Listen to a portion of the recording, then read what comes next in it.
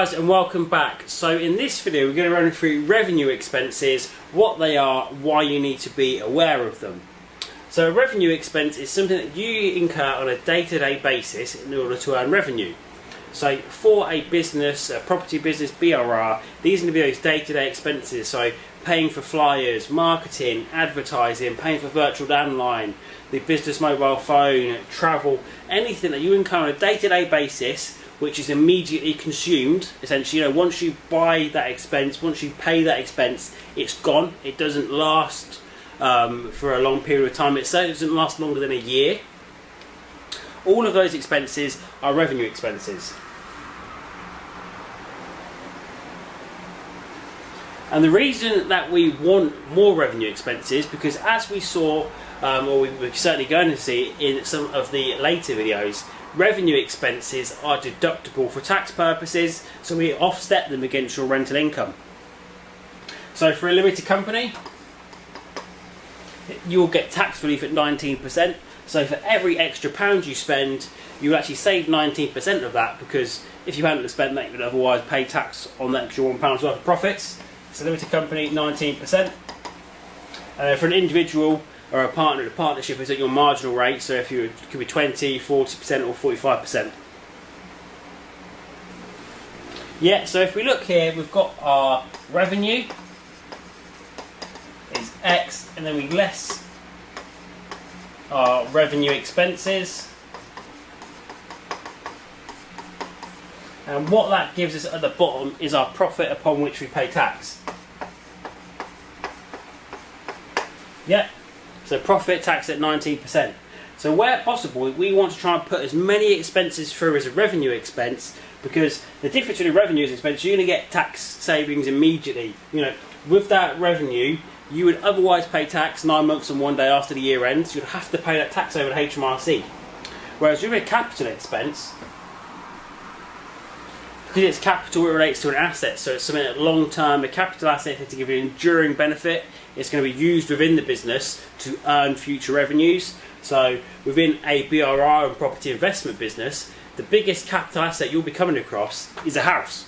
It's a capital asset, and you're going to use that to earn rental revenues moving forward. So capital. And the reason we don't like capital expenditure is because you only get tax relief on it when it comes to actually selling the asset. So for a lot of property investors, they never want to sell the asset. They're going to pass this on for generations and generations.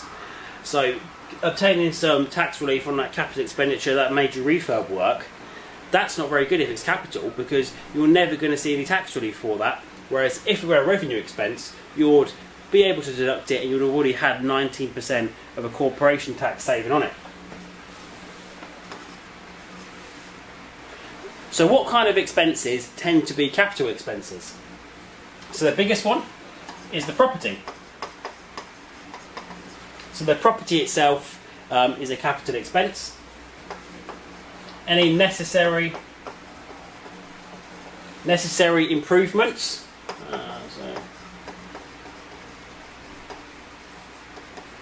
So if when you purchase the property it is in such a state that it's not fit or habitable, and in order to do so you must spend this money, you must undertake this major refurb in order to get it to a state where it could possibly be let, it could possibly be used in your business, and that's necessary improvement expenditure.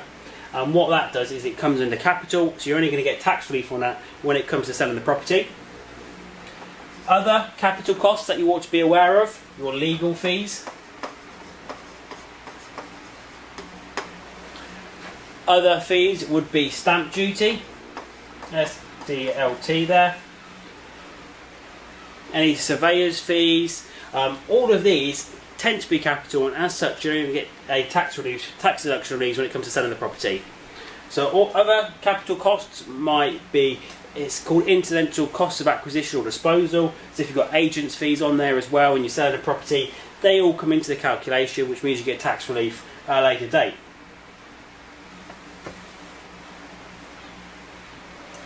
One thing I do just want to touch on, especially for legal fees, it's a fantastic little tip here, and what a lot of people don't know is that when they pay their solicitor, you essentially pay them for a couple of different things. One of those is all to do with the conveyance in buying the property, and another one is for them to deal with your mortgage provider, your financiers, solicitor, their legal team.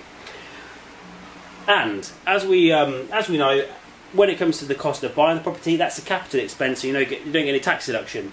But when it comes to the cost of obtaining finance, the cost of obtaining finance is a revenue expense. So what you want to do for your solicitor is get them to split their invoice out. Say, great, we've paid you £1,000, Mr. Solicitor.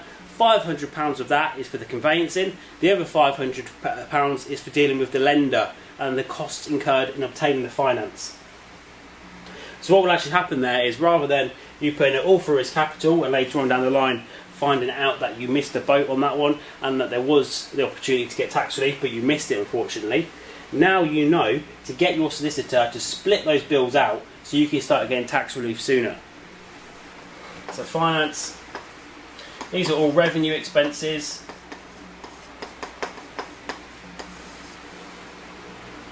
Other finance costs, so arrangement fees,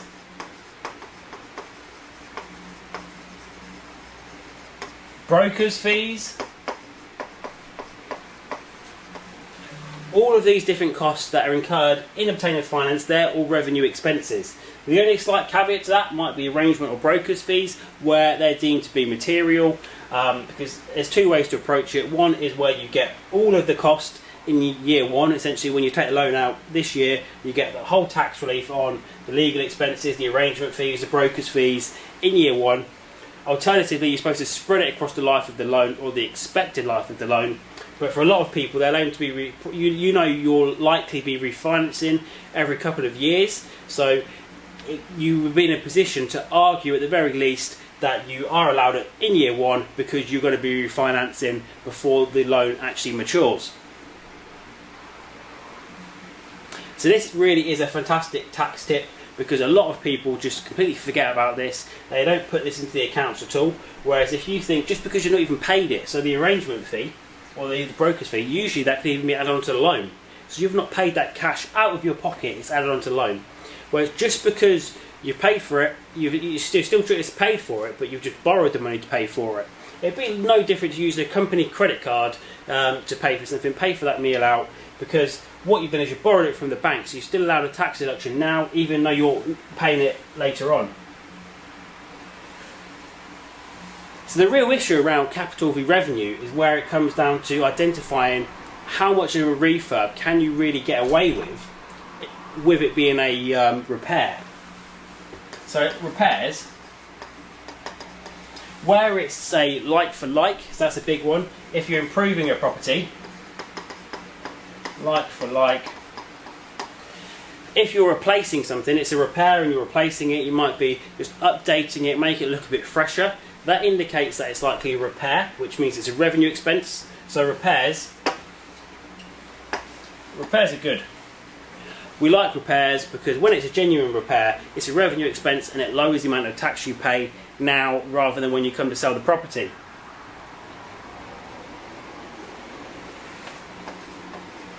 So repairs like for like, or let's change back to black. So nearest modern equivalent. So just because you've got a property that's got single glazing, if you then replace it with double glazing, that doesn't stop it being a repair, just because you can't really get that type of glass anymore. It'd be more expensive to do so. So although technically that's an improvement, that's still allowable as a repair.